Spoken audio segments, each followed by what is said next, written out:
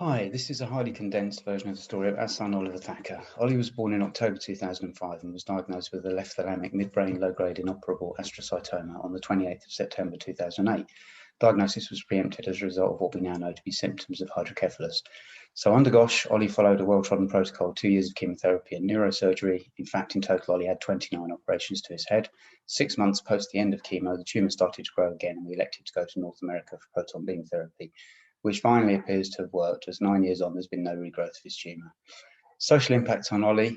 He requires a splint due to foot drop, has medium learning difficulties, depression, high anxiety and extreme emotions.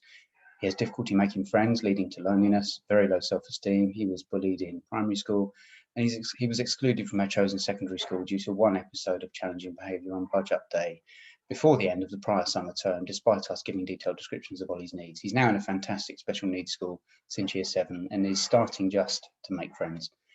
What's our experience? Where are the gaps? So Ollie's medical needs were always met from the moment he walked into A&E in September 2008 with hydrocephalus.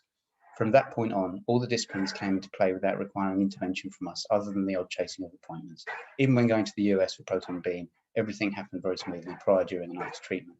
The biggest challenge has been the lack of any link between accessing support for Ollie's non-physical or medical challenges and post-treatment psychological, emotional needs or medication. We've had to fight tooth and nail to be heard, and even then, the level of support Ollie's received has been sporadic, intermittent, and short-lived. Despite these needs being fully documented from 2012, no hospital, clinic, or specialism has taken responsibility. Ollie's behaviour can be extremely violent and aggressive towards anyone around him when anxiety hits. Despite this, it took more than a year for Ollie to receive any type of therapy, and we've had to fight and argue every step of the way to be accepted by CAMHS several years later. Their main objection was that he had a neurological diagnosis and they were not sure the issues were psychological.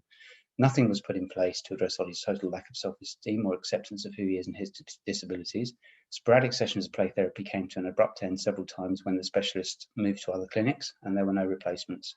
On the third occasion, we were referred back to CAMHS for challenging behaviour and finally had an appointment with a psychiatrist, some 6 years after issues began. From memory, we met with the psychiatrist twice. She didn't wish to prescribe medication other than melatonin to help with Ollie's sleep disturbance. She tried to refer Ollie to Dr. Santosh, a consultant psychopharmacologist.